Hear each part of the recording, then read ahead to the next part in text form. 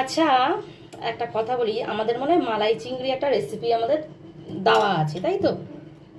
তা আর একটা রেসিপি হলে ভালো হয়, চিংড়ি মাছের তো আর একটা রেসিপি হয় না, তাই তো দিদিভাই? একদম। তাহলে আর একটা রেসিপি কি ছাড়া যায় বলো তো? দেখ, আমার তো এখন কচুর তরকারি খেতে খুব ইচ্ছা করছে, আর চিংড়ি মাছও নিয়ে এসছি। তাহলে কচু চিংড়ি করলে কেমন লাগে? হ্যাঁ, কিন্তু কচু দিয়ে চিংড়ি মাছ দিয়ে যে তরকারিটা হয় বেশ ভাল লাগে। গাঁঠি কচু দিয়ে যে তরকারিটা হয়, আর চিংড়িগুলোও কিন্তু ভীষণ সুন্দর, পুরো একদম ফ্রেশ চিংড়ি, কিন্তু তরকারির টেস্টটা কিন্তু দারুণ হবে। তাহলে চলো, তাহলে নেক্সট আমরা কিন্তু কচু দিয়ে চিংড়ি মাছের রেসিপি বন্ধুদেরকে শেয়ার করব। তাহলে আজকেই করা যাক না? হ্যাঁ, তুই চিংড়ি মাছগুলো ছাড়া আমি বাকি জিনিস রেডি করে আনছি। একদম। তাহলে চলো চটপট করে দেখিনি কি কি আমাদের এই রান্নার জন্য লাগছে। চিংড়ি মাছ তো লাগছেই, তারপর আর কি কি লাগছে দেখে নিই। বন্ধুরা, প্রথমেই জানাই স্বাদের ঝুলিতে তোমাদের অনেক অনেক স্বাগত। তোমরা তো দেখলেই চিংড়ি মাছগুলোকে বাছা হচ্ছে, আর এইদিকে আমি গাঁঠি কচু আর আলুগুলোকে এই সাইজের কেটে নিয়েছি। তোমরা তোমাদের পছন্দ মতো কেটে নিতে পারো। এবার চলো দেখে নিই এই তরকারিটা তৈরির জন্য কি কি লাগবে। এই দেখো দিদি ভাই, আমি কিন্তু তোমাকে চিংড়ি মাছগুলো একদম ধুয়ে নুন হলুদ মাখিয়ে দিয়ে দিয়েছি কিন্তু। আরে আমার বন্ধুরা সবাই জানে তুই চিংড়ি মাছটা বেচেছিস। আর কি কি লাগবে শুনে নাও তো বন্ধুরা। লাগবে টমেটো কুচি, আদা বাটা, ফোড়নের জন্য লাগবে গোটা জিরে, তেজপাতা আর গরম মশলা।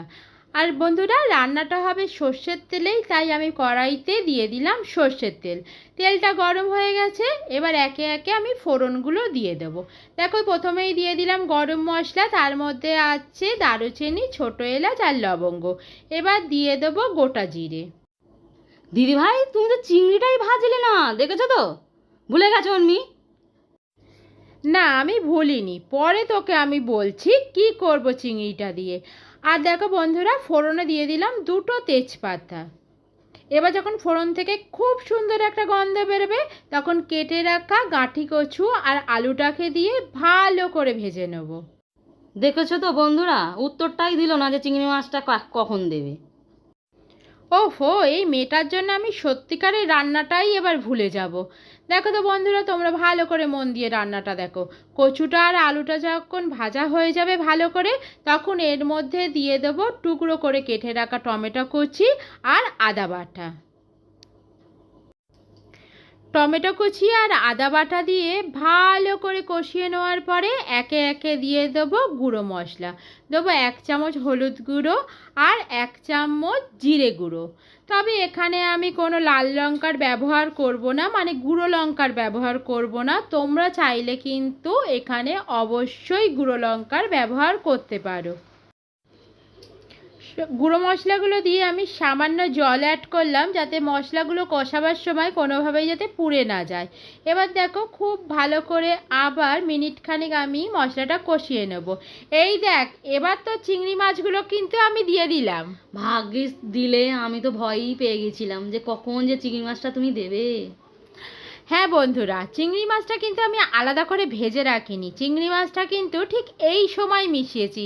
কারণটা কি বলো তো? যাতে চিংড়ির গন্ধটা পুরোপুরি তরকারির মধ্যে একদম পাওয়া যায়, তার জন্য। আর দেখো, এখানে দিয়ে দিলাম পেস্ট করা কাঁচা লঙ্কা।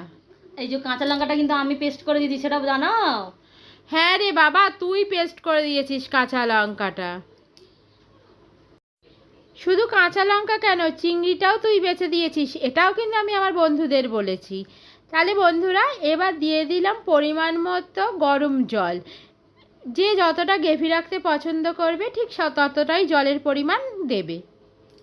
এবার দিয়ে দিলাম পরিমাণ মতো নুন, আর দেবো সামান্য চিনি স্বাদের জন্য। চিনিটা কিন্তু তোমরা অবশ্যই দেবে, কেননা দিদিভাই কিন্তু প্রত্যেক ভিডিওতেই বলে যে চিনিটা দিলে স্বাদের একটা ব্যালেন্স হয়। হ্যাঁ অবশ্যই, একদম ঠিক বলেছিস। এই তো রান্নাটা তুই একটু একটু শিখেই যাচ্ছিস। এবার আমি মিনিট 10 জন্য একটা ঢাকনা চাপা দিয়ে দেবো। দেখো বন্ধুরা, 10 মিনিট পর আমি খুলে দেখব যে তরকারির আলুটা আর কচুটা সেদ্ধ হয়েছে কিনা। কি ধোঁয়া হচ্ছে দিদিভাই, আমি তো কিছুই দেখতে পাচ্ছি না, কি বলবো। আরে বাবা, চাপা থাকলে ধোঁয়া তো ভেতরে হবেই। দাঁড়া দেখে নি কচু আর আলুটা সেদ্ধ হয়েছে নাকি। বাহ, খুব সুন্দর সেদ্ধ হয়ে গেছে, দেখ একদম। ওরে বাবা, তাহলে আমি তুলে খেয়ে নিই একটা চিংড়ি মাছ আর একটা কচু। দেখেছিস তো, অমনি খাওয়ার কথা। অবশ্যই একটু খেয়ে দেখবিও তুই, যে টেস্টটা কেমন হয়েছে, গন্ধটা কেমন ছাড়ছে। অবশ্যই খেতে ভালো হবে, কেন আমাদের দেখেই মনে হচ্ছে হেভি খেতে হবে। আমি টুপ করে খেয়ে নেবো এক্ষুনি। ওফো, আবার ওর খাওয়ার কথা। আমি তো খাওয়ার কথা বলবোই, কিন্তু তার আগে তোমরা কিন্তু কমেন্ট করে জানাবে কেমন লাগলো তোমাদের এই রেসিপিটা। আর লাইক করে দেবে, শেয়ার করে দেবে আর সাবস্ক্রাইব করে দেবে। দেখা হবে অন্য কোনো ভিডিওর সঙ্গে। টাটা।